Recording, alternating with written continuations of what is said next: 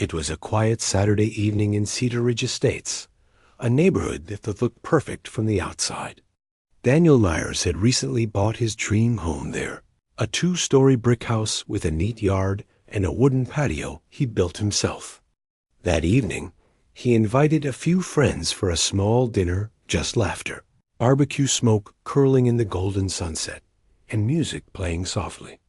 For Daniel, it was a moment of calm after months of stressful renovations. But unknown to him, his evening of peace was about to spiral into a confrontation that would shake the entire HOA board. While serving food, Daniel noticed a black SUV slowing down in front of his house. The headlights didn't move. The music wasn't loud, but still he turned the volume lower, thinking maybe a neighbor was being cautious. Suddenly, the car door opened, and out stepped Richard Hale, the HOA president, known around Cedar Ridge for his strictness and explosive temper. Richard's expression was cold, and his stride heavy, each step radiating authority. Daniel exchanged glances with his guests. Something about the moment felt wrong. Richard didn't greet anyone. He marched straight to the backyard gate, shouting before he was even close. "This is a violation of HOA noise regulations. Parties after 8 p.m. require written approval." Daniel froze, barbecue tongs in hand, trying to process the sudden outburst. "It's just dinner," he replied calmly. "It's not even loud."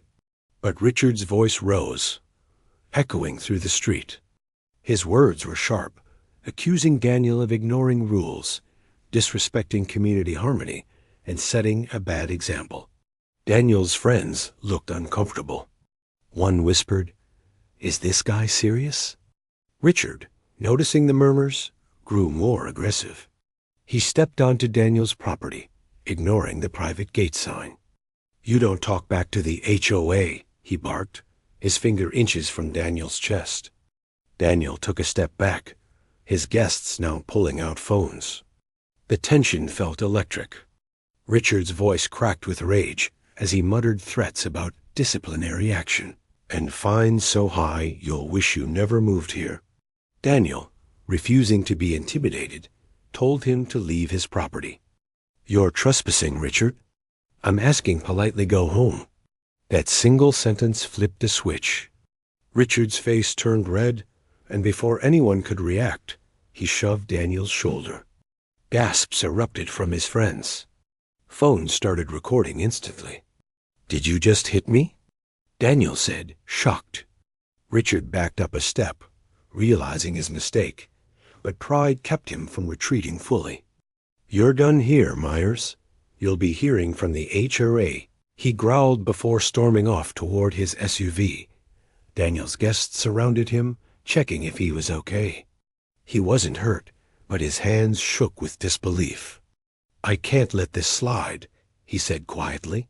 He'd heard rumors about Richard intimidating other residents, but nobody had ever caught him on video, until now. By morning, the video had already spread through the neighborhood group chat.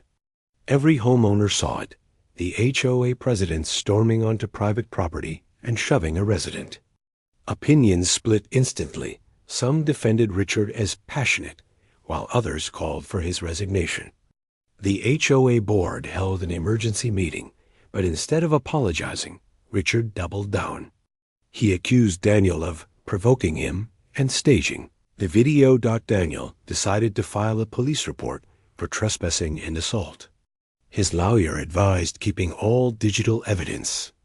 Days later, a local news reporter caught wind of the incident, and suddenly Cedar Ridge Estates wasn't just a quiet community.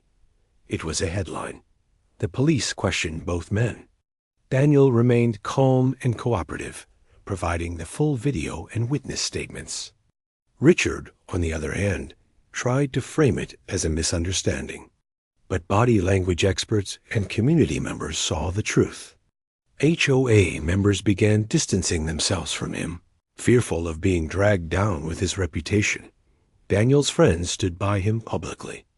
"No one deserves to be threatened in their own yard," one said during an interview. The HOA's legal advisor quietly urged Richard to step down before the case reached court. Still, pride blinded him. He refused. When the police officially charged Richard with misdemeanor assault, everything changed. The HOA board called a public vote to remove him. During that meeting, Daniel stood before the community and spoke. "We all deserve to feel safe in our homes," he said.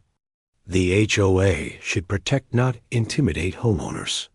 His words drew applause. Even former critics supported him. By the end of the week, Richard Hawley resigned. His decades-long control finally broken.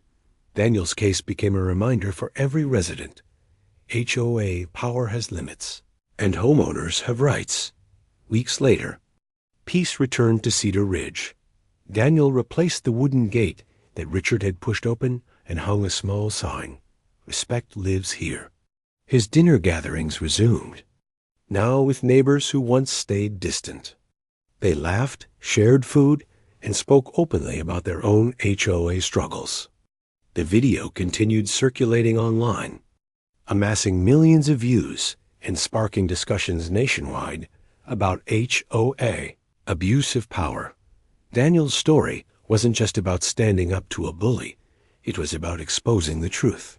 In the end, the HOA had to change its tone, implementing new conduct rules for board members. For the first time, Cedar Ridge Estates became what it was meant to be: a community, not a kingdom.